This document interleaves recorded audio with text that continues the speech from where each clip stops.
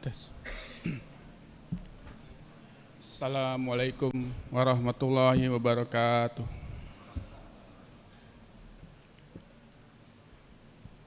Alhamdulillah wassalatu wassalamu ala Rasulillah wa ala alihi wa sahbihi wa man walah wala haula wala quwata illa billah. Segala puji bagi Allah, salawat dan salam semoga tercurah kepada Rasulullah, keluarga dan para sahabatnya serta siapa saja yang mengikutinya, tiada daya dan kekuatan kecuali dengan pertolongan Allah Subhanahu wa taala. Kami mewakili pengurus DKM Al-Haqqul Mubin Plan 2 mengucapkan selamat Hari Raya Idul Fitri 1 Syawal 1447 Hijriah. Taqabbalallahu minna wa minkum, taqabbalallahu wa amalus sholih. Semoga Allah menerima amal ibadah kita semua.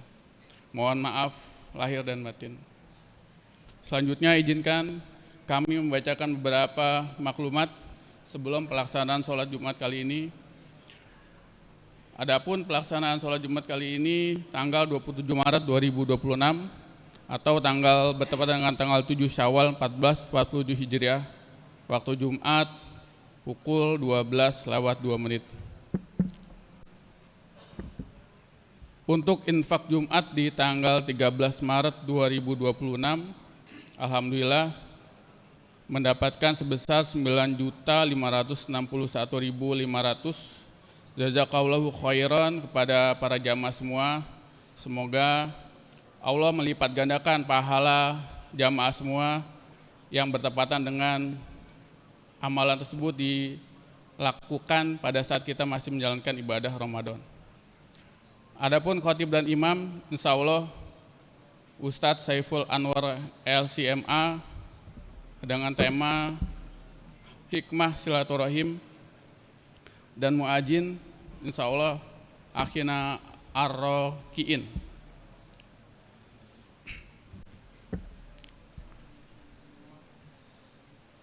Dimohon kepada para jamaah untuk bisa merapatkan barisan dan mengisi saf yang terlihat kosong di debatnya, serta mematikan atau mensalenkan seluruh alat komunikasi, serta dilarang berbicara di saat khotib sedang menyampaikan khutbahnya. Hal ini ditujukan agar ibadah sholat Jumat kita bisa lebih khusyuk dan bernilai sempurna di hadapan Allah Subhanahu wa taala. Adapun informasi lainnya, insya Allah kita akan mengadakan acara Halal Bihalal Plan 2 di tanggal 8 April 2026.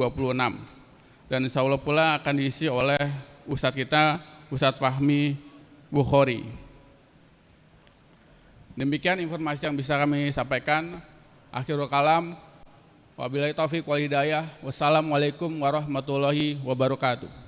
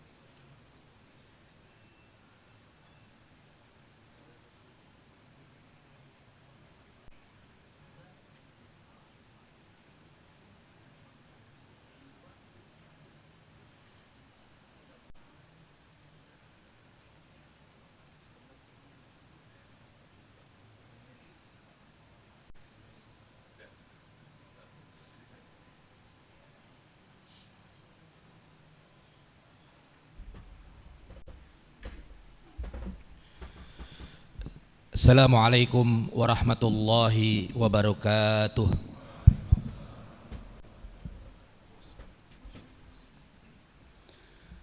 Allahu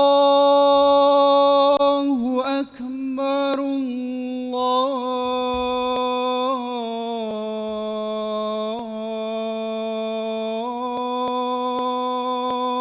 Akbar, Allahu Akbar, Allahu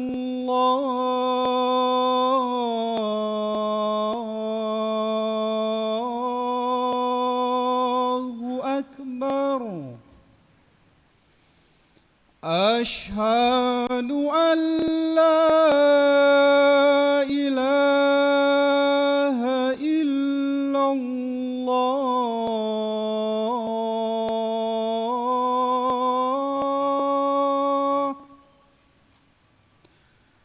Ashhadu an la ilaha illallah.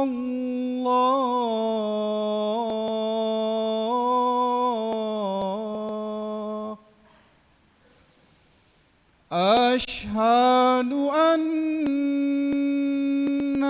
Muhammadar Rasulullah.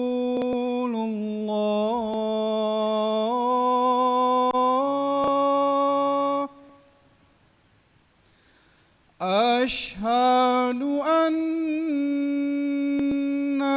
Muhammadar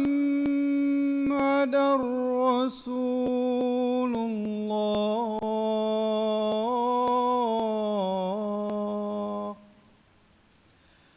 Hayya 'alas shalah.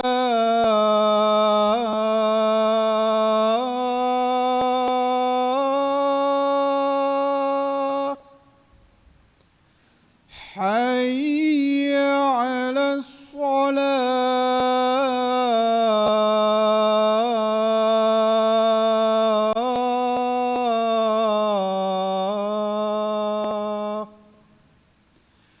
Hayya 'alal falah.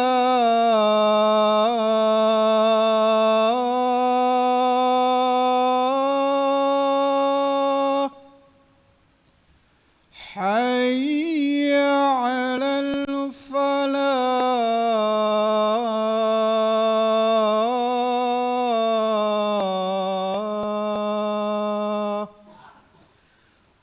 Allahu Akbar, Allahu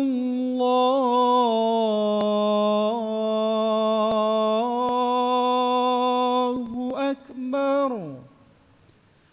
La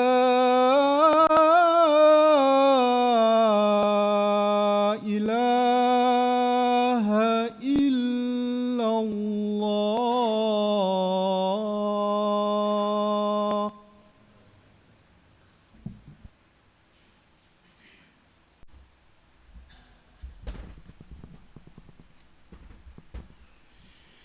Innal hamdalillah nahmaduhu wa nasta'inuhu wa nastaghfiruh wa na'udzu billahi min shururi anfusina wa min sayyiati a'malina may yahdihillahu fala mudhillalah wa may yudlilhu falan tajida lahu waliyyan mursida. Asyhadu an la ilaha illallah wahdahu la syarikalah wa asyhadu anna Muhammadan abduhu wa rasuluh la nabiyya ba'dah. Allahumma salli wa sallim wa barik ala nabiyyina Muhammadin wa ala alihi wa sahbihi ajma'in. Qala Allah Ta'ala fil Qur'anil Karim, a'udzu billahi minasy syaithanir rajim. Bismillahirrahmanirrahim. Ya ayyuhallazina amanu taqullaha haqqa tuqatih wa la tamutunna illa wa antum muslimun. Ya ayyuhallazina amanu taqullaha wa qulu qawlan sadida yuslih lakum a'malakum wa yaghfir lakum dzunubakum wa may yuti'illaha wa rasulahu faqad faza fawzan azima. Usikum wa nafsi bitaqwallah faqad fazal muttaqun. Ma'asyiral muslimin, jamaah salat Jumat yang dimuliakan oleh Allah Subhanahu wa taala. Pada hari ini kita sudah memasuki pekan yang pertama bulan Syawal. Bulan Syawal itu dikenal dengan yang pertama adalah kita sering melaksanakan puasa Syawal, dan yang kedua adalah kita sering mendengar tradisi yang disebut dengan tradisi silaturahim. Tema khutbah pada Jumat kali ini adalah tentang hikmah silaturahim menurut Ibnu Qayyim al-Jauziyah dalam kitabnya Zadul Ma'ad. Jamaah salat Jumat yang dimuliakan oleh Allah Subhanahu wa taala, silaturahim berasal dari dua kata. Yang pertama adalah silah, yang kedua adalah rahim. Silah itu yang berarti menyambung, yang tadinya putus kemudian disambung, atau silah menyambung yang tadinya renggang kemudian disambung. Kemudian rahim adalah sifat musyabbahah bismil fa'il yang berarti memiliki rasa kasih sayang setelah dia menyambung dua tali persaudaraan antara seseorang dengan seorang lainnya, antara kakak dengan adik, antara bapak dengan anak, antara ibu dengan bapak dan sebagainya. Maka ketika dia bersilaturahim, tandanya ia sudah menumbuhkan rasa kasih sayang di dalam dirinya. Jamaah sholat Jumat yang dimuliakan oleh Allah Subhanahu wa taala, bentuk silaturahim bisa saja saling mengunjungi, atau bentuk resmi seperti sebagaimana kita kenal halal bihalal atau lain-lainnya. Itu adalah bentuk daripada silaturahim. Kemudian dalam Al-Quran Allah Subhanahu wa taala berbicara tentang silaturahim. Allah Subhanahu wa taala berfirman, A'udzubillahi minasyaitonir rajim. Bismillahirrahmanirrahim. Wa'budullah wa la tusyriku bihi syai'a wa bil walidaini ihsana wa bizil qurba wal yatama wal masakin wal jari zil qurba wal jaril junubi was sahibi bil jambi wa ibnis sabil wa ma malakat aymanukum innallaha la yuhibbu man kana mukhtalan fakhura. Bahwasanya silaturahim ini disamakan dengan ketika Allah Subhanahu wa taala memerintahkan kita untuk beribadah kepada Allah Subhanahu wa taala dan jangan memusyrikkannya. Wabil walidaini ihsana, dan kepada orang tua kita harus berbuat ihsan. Al-Imam Ibnu Qayyim al-Jauziyah ketika menafsirkan ihsan ini adalah salah satu yastamilu bihi silaturahim, yaitu bisa berbentuk dengan silaturahim. Silaturahim terhadap kedua orang tua, wal yatama wal masakin, tetangga dekat, tetangga jauh, sahabat dekat, sahabat jauh dan lain sebagainya. Innallaha la yuhibbu man kana mukhtalan fakhura. Sesungguhnya Allah Subhanahu wa taala tidak menyukai orang yang bersikap sombong, orang yang tidak melakukan silaturahim dan lain sebagainya. Kemudian juga dalam Al-Quran di ayat yang lain Allah Subhanahu wa taala berfirman, An-Nisa ayat yang pertama, A'udzubillahi minasyaitonir rajim. Bismillahirrahmanirrahim. Wattaqullahallazi tasaaluna bihi wal arham. Dan hendaklah kita bertakwa kepada Allah Subhanahu wa taala, dan hendaklah kita menyambung tali silaturahim. Innallaha kana 'alaikum raqiba. Sesungguhnya Allah Subhanahu wa taala Maha mengawasi kita ketika kita memutus hubungan silaturahim kepada saudara kita, teman kita dan lain sebagainya, dan tentu itu adalah perbuatan dosa, maka Allah mengawasi kita semua. Kemudian jamaah sekalian dirahmati oleh Allah Subhanahu wa taala, dalam hadis Nabi Muhammad sallallahu alaihi wasallam berbicara tentang silaturahim, diriwayatkan Imam Bukhari bahwasanya Rasulullah sallallahu alaihi wasallam bersabda, laisal wasilu bil mukafi walakinnal wasilu allazi iza qata'at rahimah wasolaha. Bahwasanya orang yang silaturahim itu bukanlah orang yang datang kemudian menyambung silaturahim. Hakikatnya adalah walakinnal wasil, hakikatnya orang yang silaturahim adalah ketika orang sudah memutuskan silaturahim gak pernah ketemu, kemudian ia sambung kembali.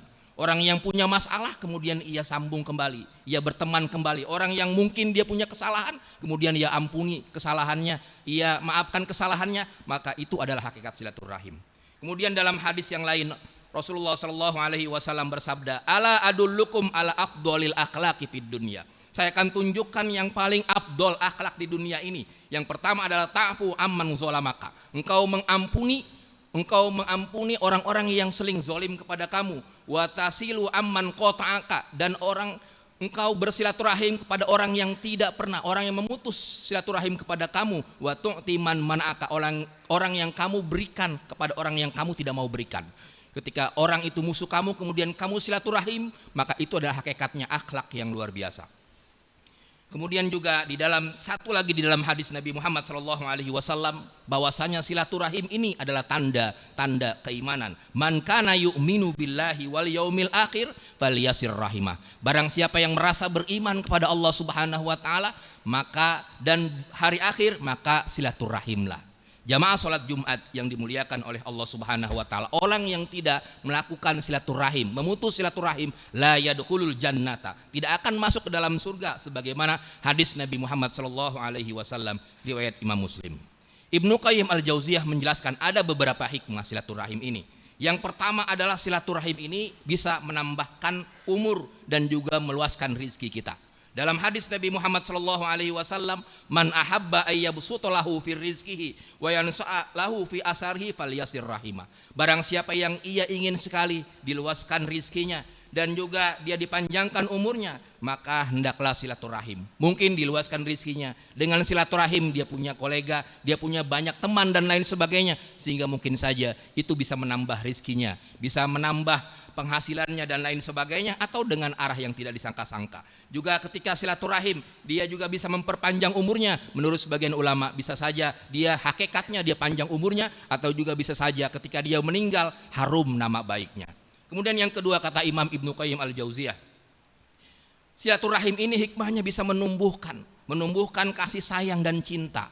Ketika orang tersebut sudah lama tidak bertemu dengan orang tuanya, bela-belain datang dari Jakarta, kemudian dia berkunjung ke orang tuanya di daerah dan lain sebagainya, sehingga timbul kembali rasa kasih sayang dan cintanya kepada anaknya, kepada orang tuanya dan lain sebagainya. Sehingga dengan timbul rasa kasih sayang, maka tandanya dia sudah merasakan hikmah silaturahim ini, al-mawaddah warahmah wal mahabbah, bisa menumbuhkan rasa kasih sayang, bisa menumbuhkan rasa kecintaan, dan juga bisa menumbuhkan rasa ukhuwah. Kemudian yang ketiga, hikmah silaturahim menurut Ibnu Qayyim Al-Jauziyah yaitu bisa meningkatkan pahala dan juga menghapus dosa. Ketika kita bersilaturahim tentu adalah perintah Allah Subhanahu wa taala dan juga perintah Rasulullah Shallallahu Alaihi Wasallam. Setiap langkah kita, datang ke teman kita, datang ke sahabat kita, datang ke teman karib kita, bahkan ke saudara kita, adik kita, kakak kita, orang tua kita, setiap langkah kita maka akan diampuni dosanya oleh Allah Subhanahu wa taala sebagai penghapus dosa, dan juga kita juga diberikan pahala oleh Allah Subhanahu wa taala lantaran kita menjalankan perintah Allah Subhanahu wa taala dan Rasulnya. Sehingga ketika banyak silaturahim, maka insya Allah banyak pahala kita dan juga banyak menghapus dosa kita. Dalam hadis Nabi Muhammad sallallahu alaihi wasallam, iza iltaqa al-muslimani, apabila bertemu dua orang muslim, kemudian fayatasofahani, kemudian saling bermusafahah, saling bersalaman, kemudian memeluk dan lain sebagainya, maka ketika dia berpisah, belum berpisah, maka Allah Subhanahu wa taala akan mengampuni dosanya sebagaimana hadis Nabi Muhammad sallallahu alaihi wasallam di riwayat Imam Muslim. Ketika kita bertemu dengan saudara kita, tetangga kita, kemudian orang tua kita, kita memeluk dia, kemudian juga mendoakannya dan lain sebagainya, kemudian sebelum berpisah, maka Allah Subhanahu wa taala akan mengampuni dosanya. Kemudian yang keempat, kata Imam Ibnu Qayyim Al-Jauziyah, bahwasanya hikmah silaturahim juga bisa menguatkan ukhuwah persaudaraan. Yang tadinya mungkin kakak dengan adik berantem gara-gara warisan, yang tadinya mungkin teman, sahabat, karib dan lain sebagainya berantem, atau mungkin punya konflik di kantornya, atau punya konflik di organisasinya dan lain sebagainya, di rumahnya, tetangganya. Ketika dia melakukan silaturahim, maka bisa menumbuhkan kembali rasa ukhuwahnya, persaudaraannya. Bahwasanya di dalam Al-Quran Allah Subhanahu wa taala berfirman, innamal mu'minuna ikhwatun, sesungguhnya orang-orang mukmin itu adalah saudara. Maka ketika kita menjadi orang yang beriman kepada Allah Subhanahu wa taala, maka hendaknya saling silaturahim agar bisa kita menumbuhkan rasa persaudaraan. Kemudian yang kelima, kata Imam Ibnu Qayyim Al-Jauziyah, hikmah yang kelima dari silaturahim ini adalah bisa membentuk pribadi kita rendah hati, tidak sombong. Orang yang tidak pernah silaturahim, maka itu akan terbentuk rasa sombong. Ngapain saya datang ke dia? Ngapain saya datang ke yang lebih muda dan lain sebagainya? Ngapain saya datang ke dia karena dia pernah menzolimin saya? Tapi ketika dia silaturahim, seling bersilaturahim, walaupun orang yang disilaturahim itu pernah menzoliminya, pernah memarahinya, bahkan pernah berbuat dosa kepadanya, tandanya pribadi dia adalah pribadi yang luar biasa, rendah hati.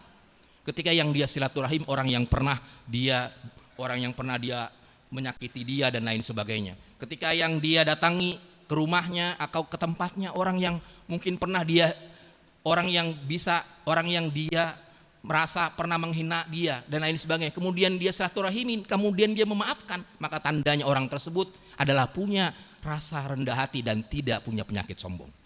Kemudian yang keenam, kata Imam Ibnu Qayyim Al-Jauziyah mengatakan bahwasanya hikmah silaturahim itu adalah bisa menumbuhkan keberkahan, baik itu keberkahan dalam keluarga maupun keberkahan dalam kerabat, keberkahan dalam tetangga, keberkahan dalam pertemanan dan lain sebagainya.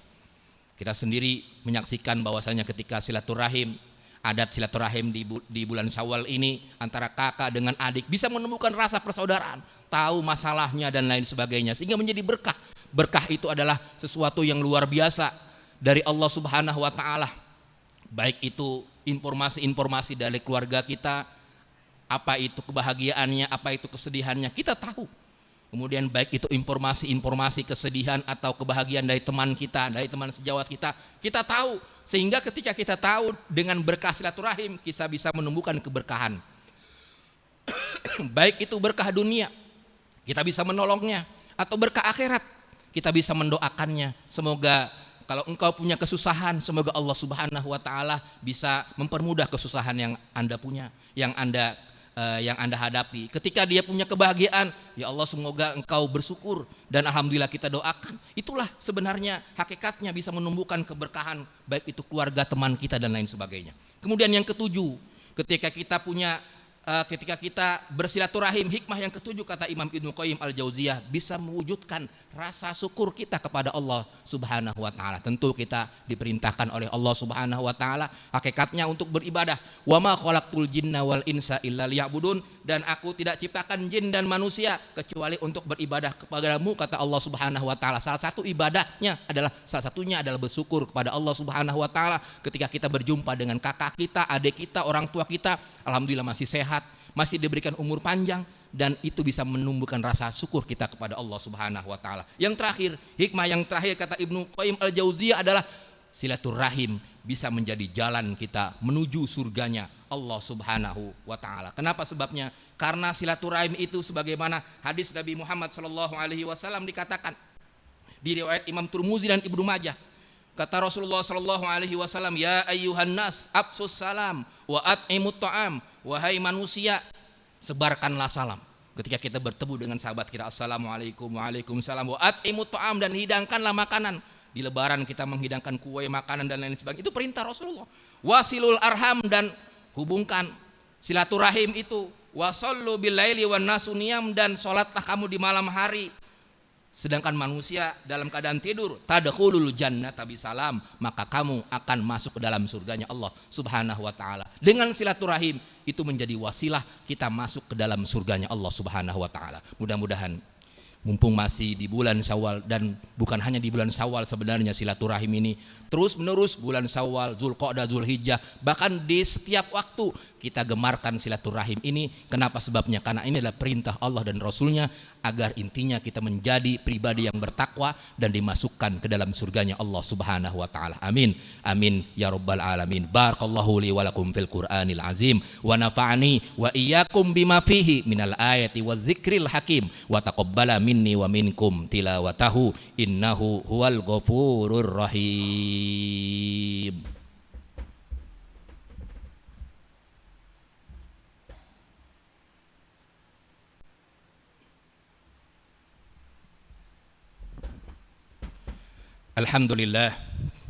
Alhamdulillahi rabbil alamin wa bihi nasta'in wa ala umuri dunya waddin, wassalatu wassalamu ala nabiyyina Muhammadin wa ala alihi wa sahbihi ajma'in. Qala Allahu ta'ala fil Qur'anil Karim, a'udzu billahi minasy syaithanir rajim, bismillahirrahmanirrahim. Innallaha wa malaikatahu yusholluna 'alan nabiy, ya ayyuhalladzina amanu sallu 'alaihi wa sallimu taslima. Allahumma salli wa sallim wa barik ala nabiyyina Muhammadin wa ala alihi wa sahbihi ajma'in birahmatika ya arhamar rahimin. Amin amin ya rabbal alamin. Allahumma ighfir lil muslimina wal muslimat wal mu'minina wal mu'minat al ahya'i minhum wal amwat, innaka sami'un qaribun mujibud da'wat. Ya qadiyal hajat, rabbana zalamna anfusana wa illam taghfir lana wa tarhamna lanakunanna minal khasirin. Rabbana la tuzigh qulubana ba'da idh hadaitana wa hab lana min ladunka rahmatan innaka antal wahhab. Rabbana ighfir lana wa li ikhwanina allazina sabaquna bil iman wa la taj'al fi qulubina ghillan lil ladzina amanu rabbana innaka raufur rahim. Rabbana atina fid dunya hasanah wa fil akhirati hasanah wa qina azabannar. Ibadallah, innallaha ya'murukum bil adli wal ihsan wa ita'izil qurba wa yanha 'anil fahsai wal munkar wal baghi ya'idzukum la'allakum tadhakkarun fazkum yaskurkum was'alu min fadli yu'tikum wala dzikrullahi akbar. Aqimus shalah.